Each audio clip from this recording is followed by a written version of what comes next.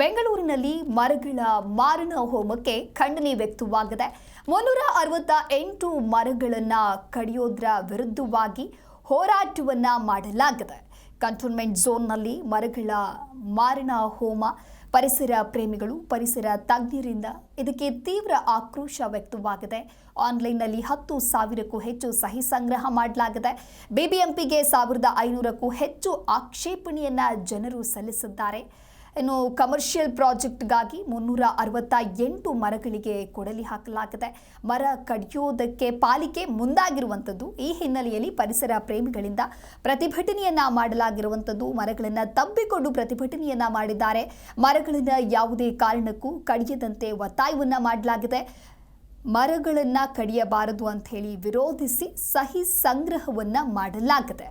ಪರಿಸರಕ್ಕಾಗಿ ನಾವು ಸಂಘಟನೆಯಿಂದ ಭೇಟಿಯನ್ನು ಕೊಟ್ಟಿದ್ದೇವೆ ಅನ್ನೋದಾಗಿ ವಿನೂತನವಾಗಿ ಪ್ರತಿಭಟನೆಯನ್ನ ಮಾಡಿದ್ದಾರೆ.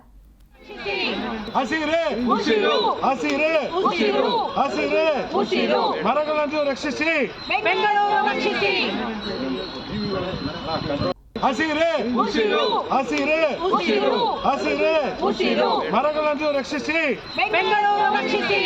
ಹಸಿರೇ ಉಸಿರು, ಹಸಿರೇ ಉಸಿರು, ಹಸಿರೇ ಉಸಿರು, ಮರಗಳನ್ನು ರಕ್ಷಿಸಿ, ಬೆಂಗಳೂರು ರಕ್ಷಿಸಿ.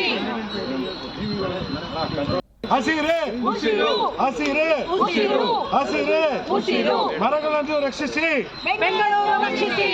ಹಸಿರೇ ಉಸಿರು, ಹಸಿರೇ ಉಸಿರು, ಹಸಿರೇ ಉಸಿರು, ಮರಗಳನ್ನು ರಕ್ಷಿಸಿ, ಬೆಂಗಳೂರು ರಕ್ಷಿಸಿ.